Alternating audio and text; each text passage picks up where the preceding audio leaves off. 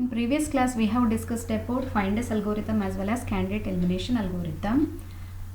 Findess algorithm returns a single hypothesis which is consistent with training examples, whereas candidate elimination algorithm returns a set of all consistent hypotheses. It uses concept of version space. Version space is set of all hypotheses which are consistent with the training examples. We can represent version space in terms of its most specific and most general members. General boundary is collection of hypotheses from hypothesis space which are consistent with training examples, and there does not exist hypothesis which is more general than this hypothesis. Whereas specific boundary is set of hypotheses which are consistent with training examples, and there does not exist hypothesis which is more specific than this hypothesis. Candidate elimination algorithm represents set of all hypotheses that are consistent with the observed training examples using version space. So that is, candidate elimination algorithm initializes G0 to most general hypothesis, S0 to most specific hypothesis. Then for each training examples, S and G boundary sets are generalized and specialized respectively to make it consistent with the training examples. So Findess algorithm uses keyword called satisfy, whereas candidate elimination algorithm uses keyword called consistent. So example X is said to satisfy hypothesis H when H of X is equal to 1 regardless of positive or negative examples. In candidate elimination algorithm, example X is consistent with the H if H of X is equal to C of X. That means H of X will return 1 when it is positive instance, H of X will return 0 when it is negative example. The key idea in the candidate elimination algorithm is to output a description of set of all hypotheses which are consistent with training examples. This algorithm computes the description of this set without explicitly enumerating all of its members. This is accomplished by using more general than partial ordering and maintaining a compact representation of set of consistent hypotheses. For example, if we are considering the solved example of Good Day for Water Sports, we got two hypotheses, that is specific hypothesis sunny warm question mark strong question mark, and general hypothesis is sunny question mark warm question mark. So from this intermediate hypotheses are generally obtained by using more general than partial ordering concept. So finally we are going to generate 6 hypotheses by using candidate elimination algorithm.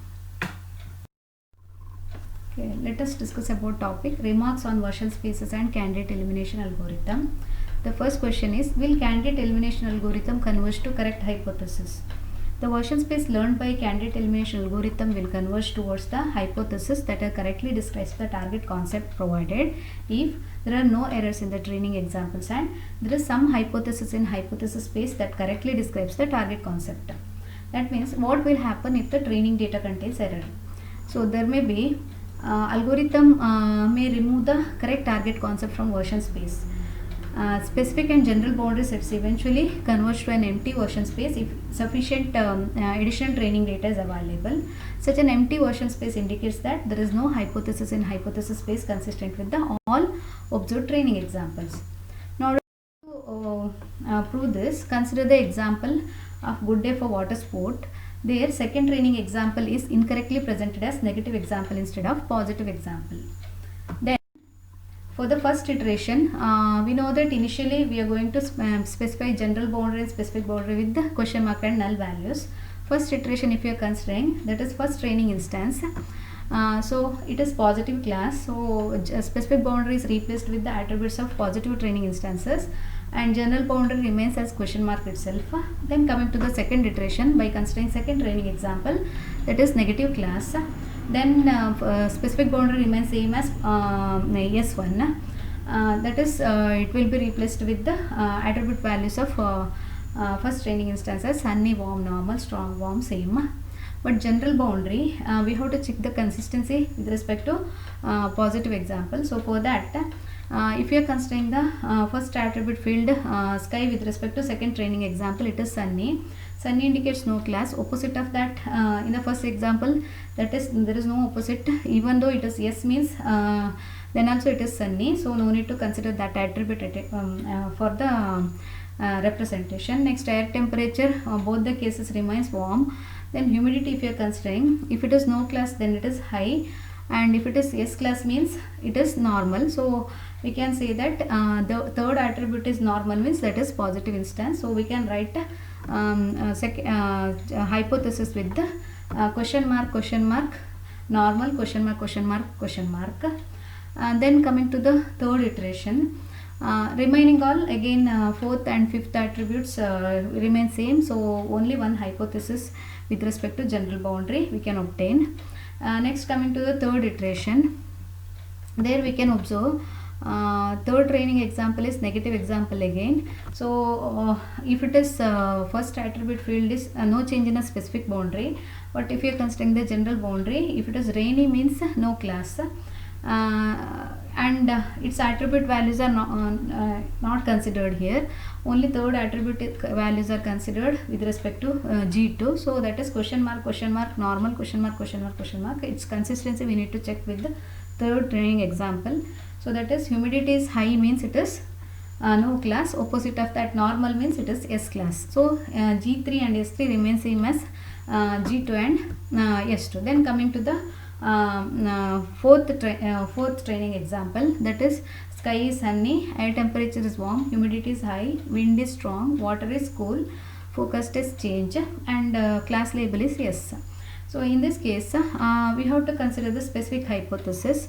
So specific hypothesis comparing with S3 with respect to training example 4, the first attribute is sunny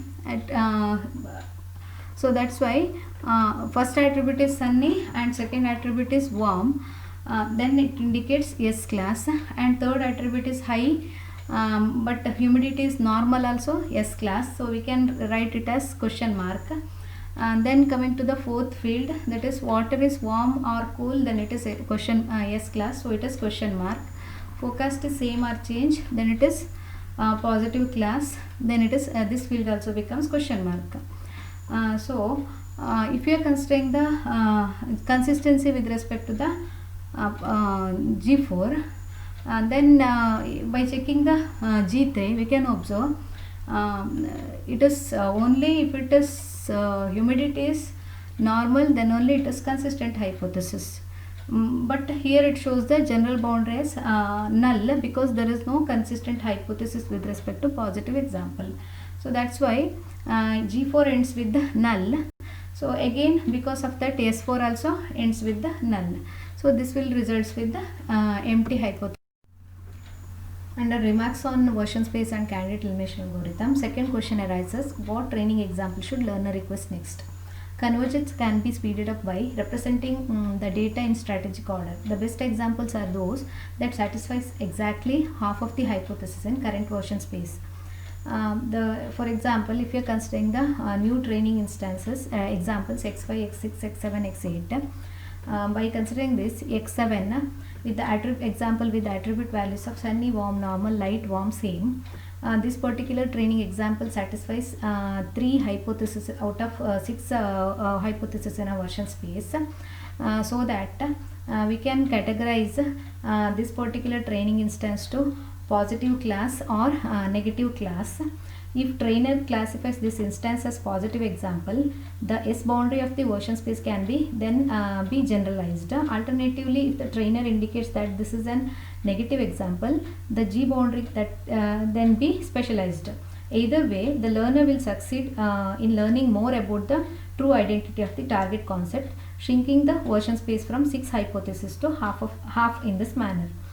In general, the optimal query strategy for concept learner is to generate instances that satisfies exactly half the hypothesis in current version space. When this is possible, the size of version space is reduced by half with each new example, and correct target concept can therefore be found with only log 2 of version space experiments. Under remarks on version space and candidate elimination algorithm, third question arises: how can partially learned concept can be used? That is, version spaces can be used to assign certainly scores to the classification of new examples. To illustrate, suppose learner is to classify the 4 new instances x5, x6, x7, x8 with respect to version space with the 6 hypothesis which is generated by considering the example of good days for water sport. Here let us take it by considering the fifth test instance x5, that is sunny, warm, normal, strong, cool, change. These test instance satisfies with the all 6 hypotheses in a version space, so surely we can say it belongs to positive class. Next, if you are considering the x6 test example, that is rainy, cold, normal, light, warm, same, it will not be satisfied with the any of the hypothesis in a version space, so surely we can say it belongs to negative class. And next, x7 test instance, if you are considering sunny, warm, normal, light, warm, same, 3 hypotheses are satisfied, remaining 3 are not satisfied, so there is a ambiguity whether it belongs to positive or negative class. Thus learner cannot classify this example with confidence until further training examples are available.